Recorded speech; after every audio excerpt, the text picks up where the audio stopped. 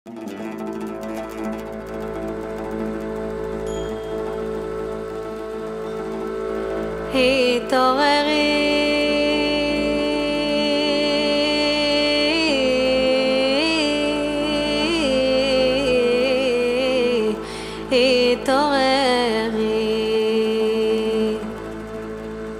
כי בעורך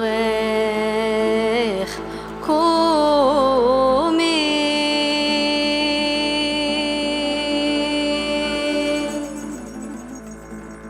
אורי אורי שיר דברי, כבוד אדוני עלייך נגלה.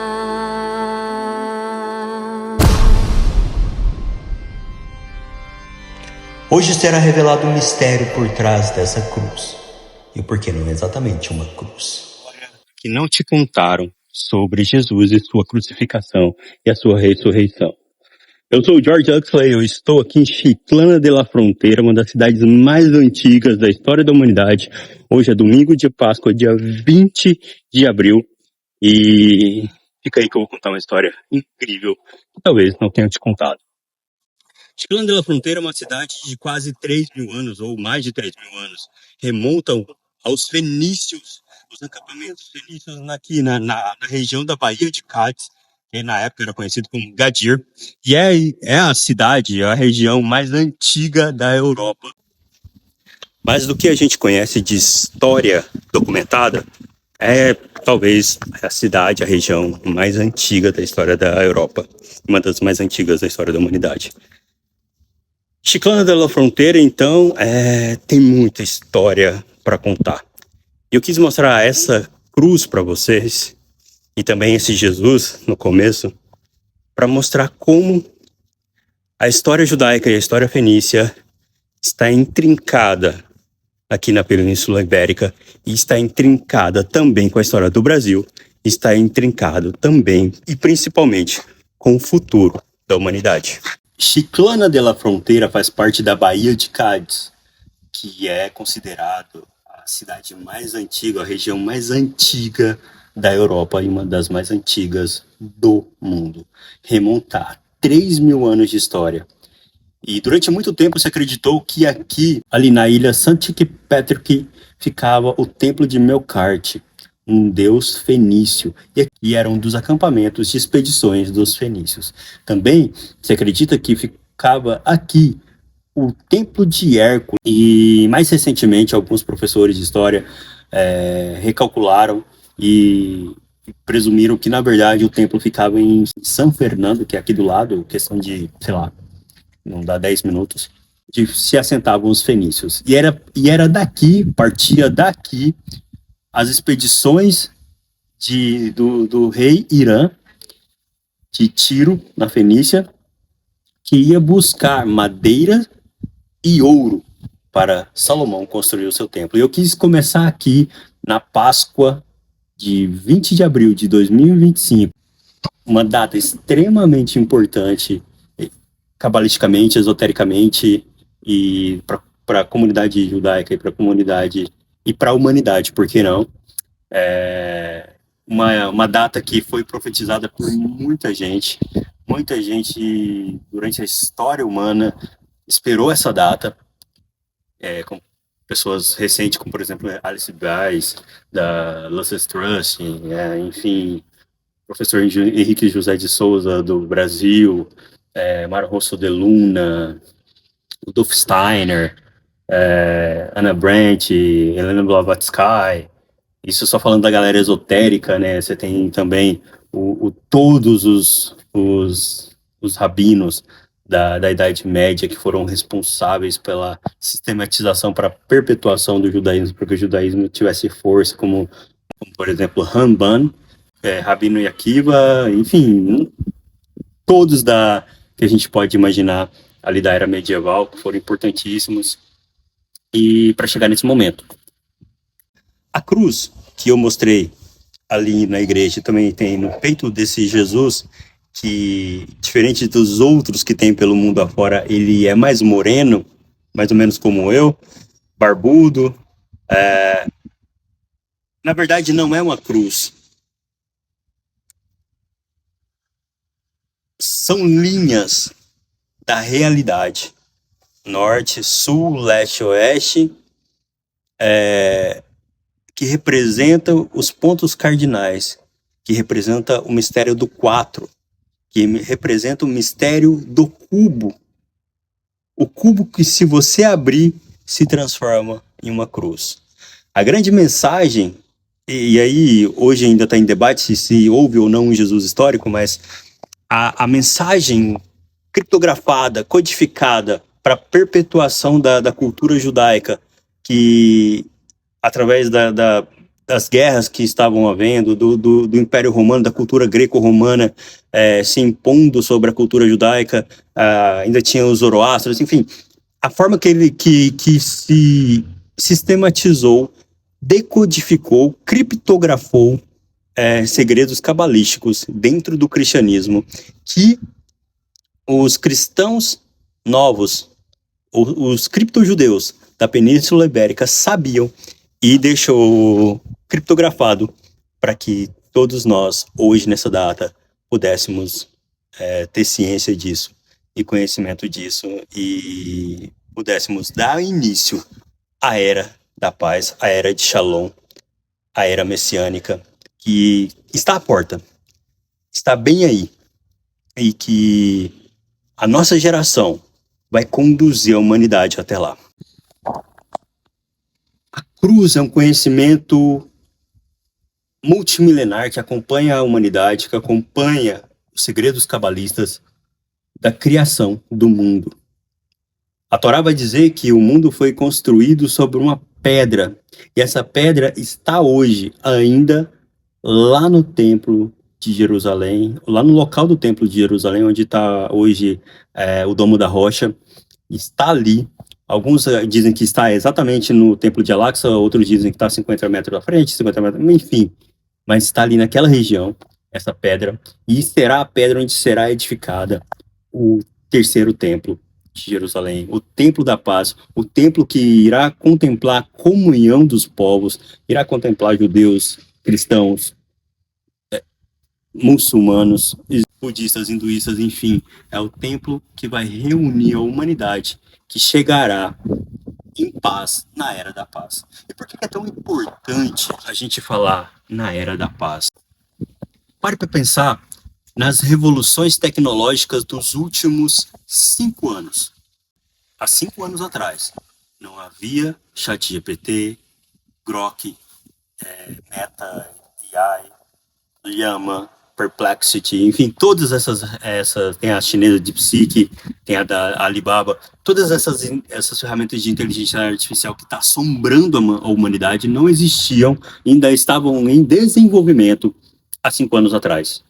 E hoje, praticamente, tem pessoas que, se soltar no mundo sem uma inteligência artificial para auxiliar, acho que não sabe nem viver mais.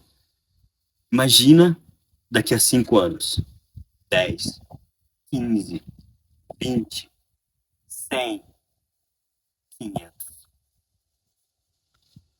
A humanidade vai entrar agora numa espiral de desenvolvimento nunca antes vista na história da humanidade.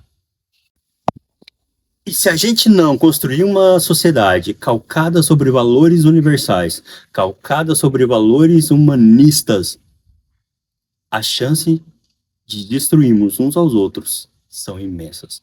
E não só uns aos outros, destruirmos até mesmo o planeta. Por isso, eu me considero um pacifista, um humanista, um ecologista que busca e que quer liderar, quer fazer parte das lideranças que vai levar a humanidade a viver uma era de paz. Porque, senão, as chances que a gente tem de autodestruição são enormes. E eu não quero que isso aconteça. Eu vejo a humanidade crescendo cada vez mais tecnologicamente.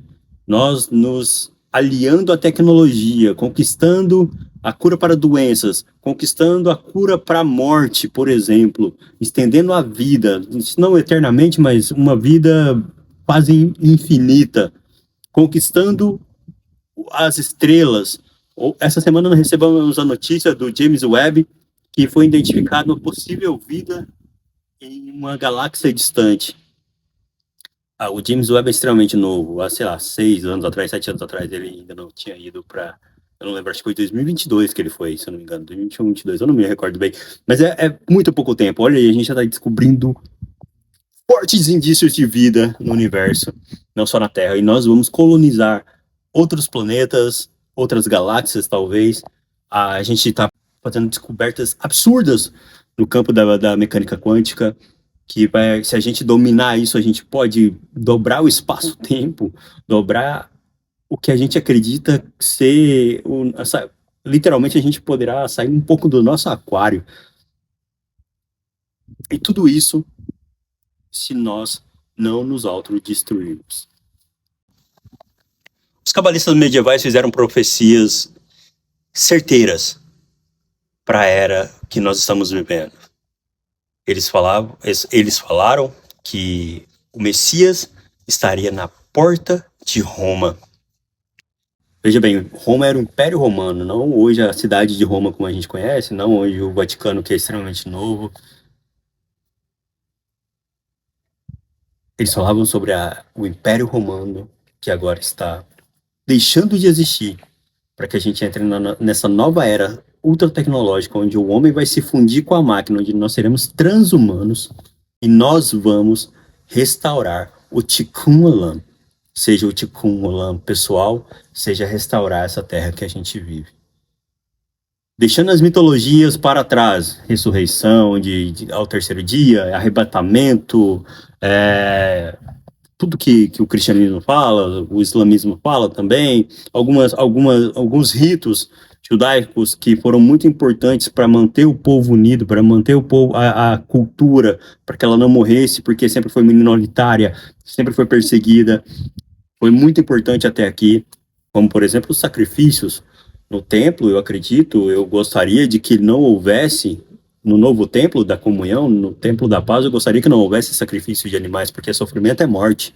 Nós estamos falando da era da paz, da era da vida, da era da... Não faz sentido ter morte. Nem humana, e muito menos da natureza, dos seres. Cumprir a profecia de Isaías, que o leão e o cordeiro viverão em paz, e um não se alimentará do outro. Então, nós vamos entrar nessa era. Eu acredito que agora o relógio será muito acelerado da tecnologia, do crescimento, da evolução. Só que é o seguinte, nós estamos crescendo tecnologicamente muito rápido, mas humanamente a gente ainda está muito atrasado. Infelizmente, uma geração vai ter que passar, assim como o povo ficou 40 anos no deserto numa viagem que durava 40 dias, para que se trocasse aquela geração que não era capaz de herdar a terra prometida. Muita gente vai ficar pelo caminho porque não são capazes de herdar a terra prometida, porque é uma mentalidade ultrapassada, uma mentalidade com muitos mitos que não vão superar. Tá tudo bem. Eu sei que eu falo muito mais para as pessoas do futuro do que para as pessoas que estão convivendo comigo hoje, mas eu vejo esse futuro. Eu já consigo, assim como Josué viu a terra prometida, eu já estou vendo a terra prometida, eu quero chegar até ela, assim como Josué chegou. E Moisés, por exemplo, Maimônides, né, que pode ser talvez o nosso Moisés, ele viu lá em 1000. Então eu escolhi vir aqui, na Andaluzia, nessa data, para dar início ao que eu vou chamar de Projeto 2039. Eu vou realizar junto com a Nayara. Nós vamos fazer esse projeto acontecer. E para cumprir a profecia de que tudo começaria na porta de Roma, nós decidimos que nós vamos fazer o caminho de Santiago, saindo da Andaluzia, rumo a Santiago de Compostela, onde em 1989 houve uma jornada mundial da juventude que mudou a história da humanidade, que estava ali naquela época da Guerra Fria, dividida em União Soviética, Estados Unidos, capitalistas versus comunistas, enfim, aquela loucura. E João Paulo II uniu pessoas do mundo inteiro em Santiago da Compostela, e, se eu não me engano, do dia 18 ao dia 20 de agosto. Hoje é dia 20 de abril e até 20 de agosto são 4 meses. Nós vamos ficar esses 4 meses rodando toda a Península Ibérica para chegar até Santiago de Compostela, no caminho de Santiago, onde a tradição, a história diz que Santiago Maior, o discípulo de Jesus, depois que foi martirizado, foi colocado dentro de um barco e conduzido por anjos até aquela região de Santiago da Galícia, e lá foi enterrado, e depois de muito tempo, uma pessoa de longe viu luzes sobre um lugar, e ali foi revelado a ele que era o túmulo de Santiago, e de repente nasceu toda essa história de milenar de Romaria, do caminho de Santiago, um caminho místico, que muita gente, não só católica, mas místicas, porque também se acreditavam que esse caminho era feito pelos celtas, pelos druidas, enfim. São histórias, são arquétipos. A gente não pode levar como literal, são arquétipos humanos milenares. Então nós vamos fazer esse caminho para 4 meses, representando a cruz nos 4 pontos cardeais. Nós vamos fazer esse caminho para poder contar essa história para vocês. No dia 20 de agosto de 1989, João Paulo II faz uma pregação convocando os jovens do mundo inteiro a se unirem contra o ódio, contra a guerra, contra a morte, contra a fome, contra a miséria, querendo entrar numa nova era humana. Ele convida todos esses jovens do mundo inteiro. E meses depois, há a queda do Muro de Berlim. E ali é um marco da história humana. E no dia 20 de agosto, ele dá essa pregação, e no dia 21 de agosto, essa pessoa que vos fala, nasceu. Uma época de muitas transformações. E uma data em que muita gente falou que era exatamente essa data para acontecer, e eu vou contar essa história para vocês em outro momento. Mas eu quero dar esse sentido para a minha vida. Rabbi Lubavitch diz que a cada geração nasce pessoas com a chama do Mashiach dentro dela para trazer a era messiânica.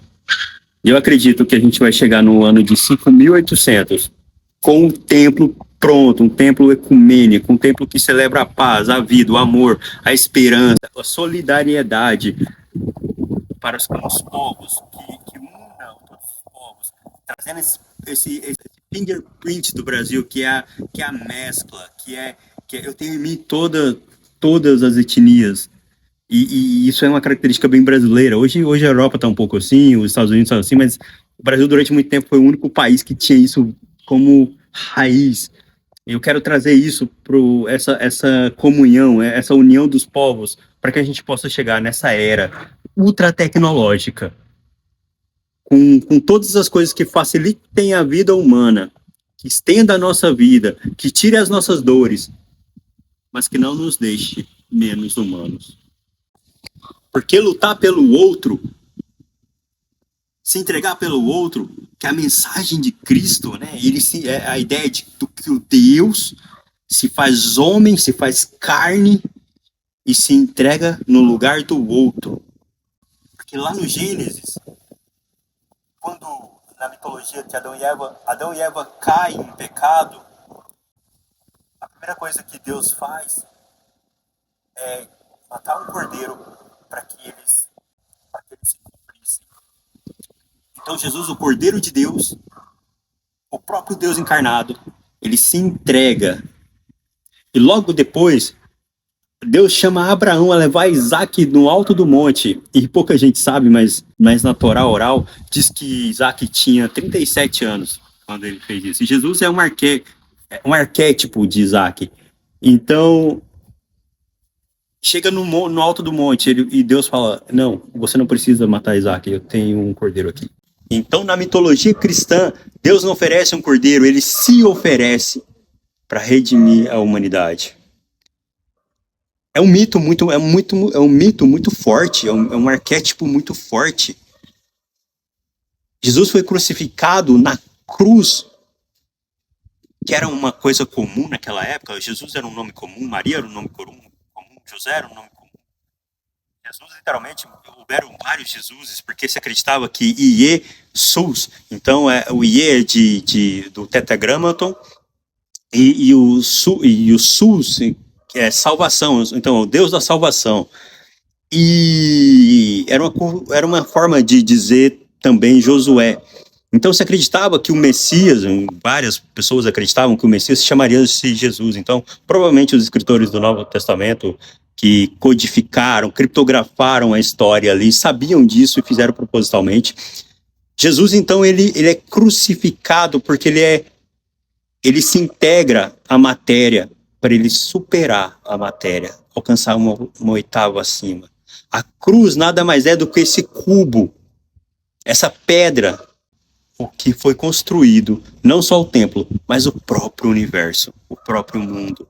E lá em Jerusalém, lá no Domo da Rocha, lá no paralelo 33, é que será construído esse símbolo.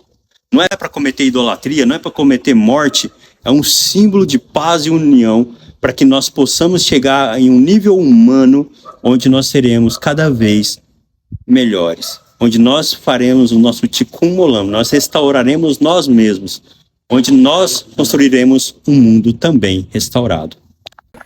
Um mundo onde o Mashiach, esse Mashiach, moreno, não negro, não branco, não asiático, pardo, que representa nele todas as faces humanas, todas as, eu não gosto de falar raça, todas as etnias está nele.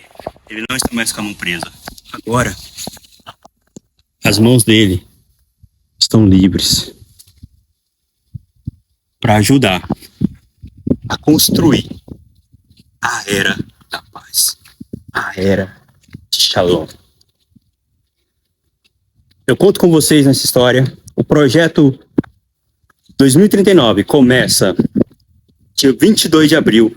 Eu vou criar um novo canal, toda uma estrutura nova para que a gente construa junto, Nayara e eu e você, esse caminho para alcançar, para que a gente chegue na era da paz, juntos, eu não sei se eu vou estar lá, se nós estaremos, se a tecnologia vai permitir que a gente chegue até lá, e daqui a 200 e picos, 200, um pouco mais de 200 anos, mas que a humanidade que chegue lá, chegue em paz, restaurada, e esse planeta e os outros planetas que vão se unir ao nosso também possam comungar da era messiânica, da era da paz. Eu acredito, porque se eu não acreditar nisso, nós estamos falando de uma sociedade que pode se autodestruir. Em morte, sofrimento, segregação, preconceitos. Esse não é o mundo que eu quero. Esse não é o legado que eu quero deixar. Então eu prefiro, eu vou lutar para a era da paz. E você? Eu também. Conta comigo. Então é isso aí. Tamo junto. Fui. Até dia 22 de abril. No projeto 2039. C'è sempre chi distrugge l'unità e chi spegne la profezia. Ma il Signore crede in noi e chiede a te. Tu. Vuoi essere costruttore di unità? Vuoi essere profeta del cielo sulla terra? Fratelli e sorelle, lasciamoci provocare da Gesù e troviamo il coraggio di dirgli sì, lo voglio. Papa Francisco, o senhor chega ao Brasil e tem uma receptividade muito calorosa dos brasileiros. Há uma rivalidade histórica, Brasil e Argentina, pelo menos no futebol. Como é que o senhor recebeu esse gesto de afeto dos brasileiros? Yo me sentí recibido con un afecto que no conocía, muy cálidamente. El pueblo brasileño tiene un gran corazón. Y la rivalidad creo que ya está superada totalmente, porque hemos negociado bien. El Papa es argentino y Dios es brasilero. El Papa es argentino y Dios es brasilero.